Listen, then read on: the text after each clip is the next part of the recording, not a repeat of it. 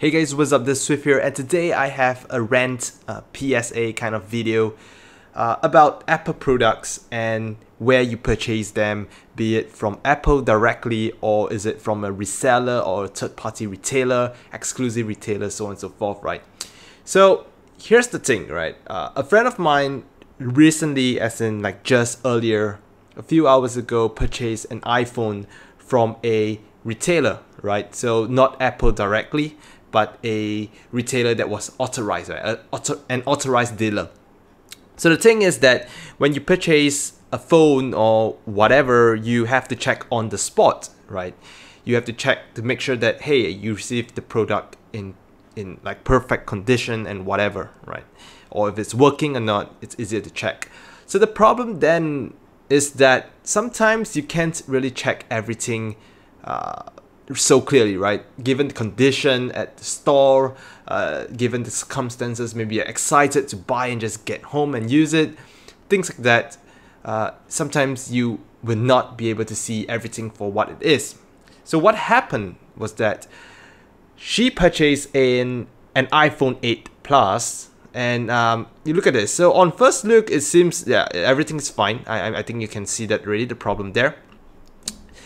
At the store, there was a plastic sheet that always covered the phone, and she didn't remove it, and she basically checked the phone.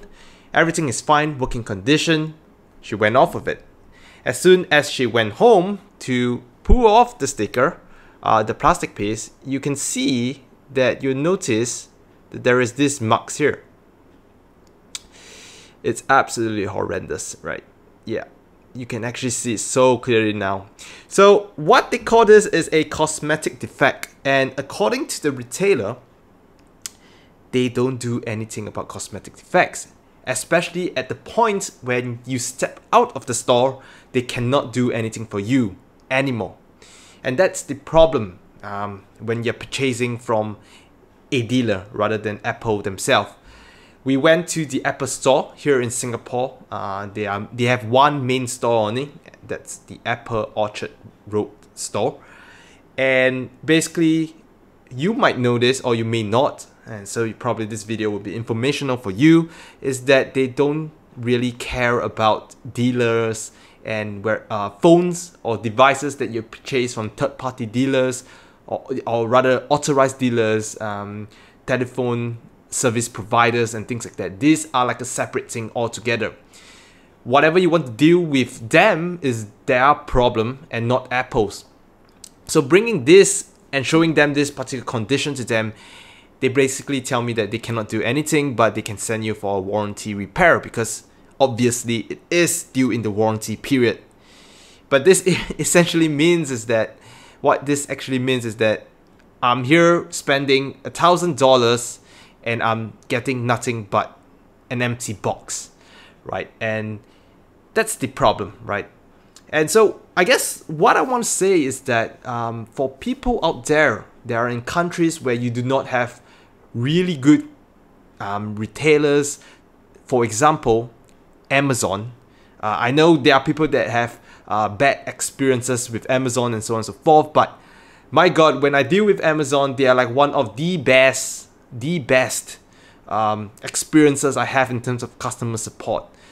When you ask them for refunds, you ask them for exchange, they do so much for you and more.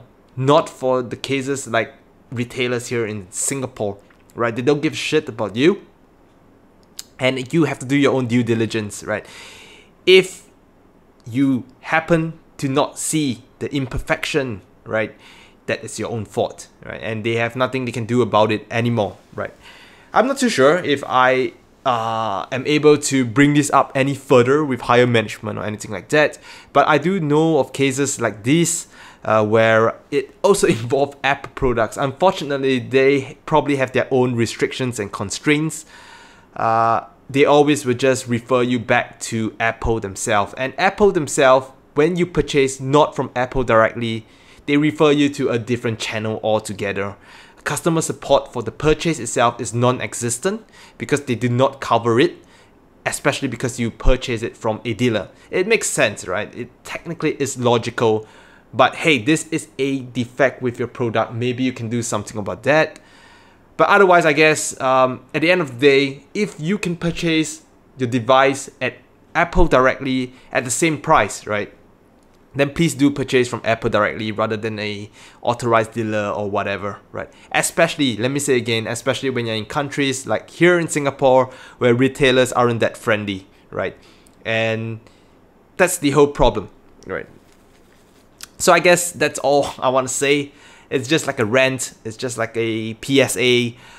Just had to get it off my chest. I'm going to bring it down tomorrow. A few hours waiting in line earlier. Right after I came out purchasing a brand new, after purchasing a brand new iPhone, we had to go queue up again to only know that there wouldn't be any support provided unless we wanted to wait for many hours, which apparently is always the case. I know, it's Apple.